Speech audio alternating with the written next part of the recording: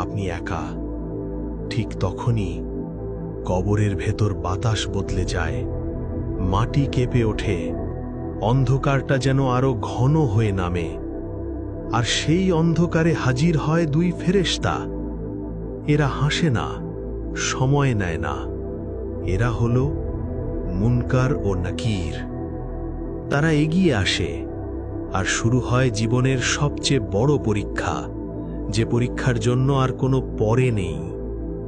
প্রথম প্রশ্নটা যেন কবর কাঁপিয়ে দেয়, মান রব্বুকা, কে তোমার রব? কবর নিঃশব্দ, কিন্তু সেই নিঃশব্দতা যেন চিৎকার করছে।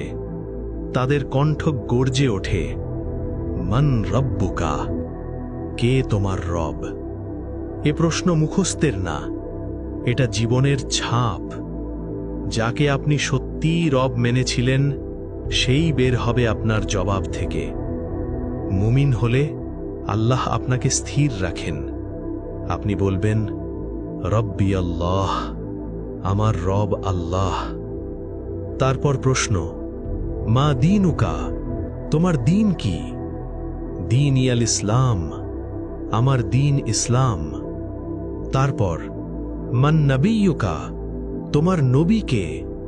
আপনি বলবেন, মুহাম্মদ সাল্লাল্লাহু আলাইহি ওয়াসাল্লাম। আর ঠিক ওই মুহূর্তে কবর আর আগের মতো থাকে না। দেয়ালগুলো সরে যায়, কবর প্রশস্ত হতে থাকে। একটা জানালা খুলে যায়, সেখান থেকে আসে জান্নাতের সুগন্ধ, শান্তির বাতাস। আর ঠিক তখনই কবরের ভেতর প্রবেশ করে এক সুন্দর সত্তা, সাদা পোশাক, উজ্জ্বল মুখ, অপূর্ব ঘ্রাণ। আপনি কাঁপা গলায় জিজ্ঞেস করবেন, আপনি কে?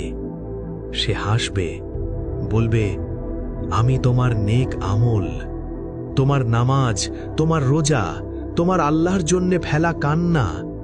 আমি কিয়ামত পর্যন্ত তোমার সাথে থাকব। এখন আপনি একা নন, কবর বদলে যায় বারজাখের এক বাগানে। আর যে উত্তর দিতে পারে না, চিত্রটা ভয়ঙ্কর। সে শুরু করবে, হায় হায়, আমি জানি না, আমি জানি না। মুনকার নাকির বলবে, আমরা জানতাম তুমি এটাই বলবে। আর তখনই কবর তার ওপর চেপে বসে, এমন চাপ যেন হাড় একটার ভেতর আরেকটা ঢুকে যায়। একটা জানালা খোলে, কিন্তু সেটা জান্নাতের না, জাহান্নামের।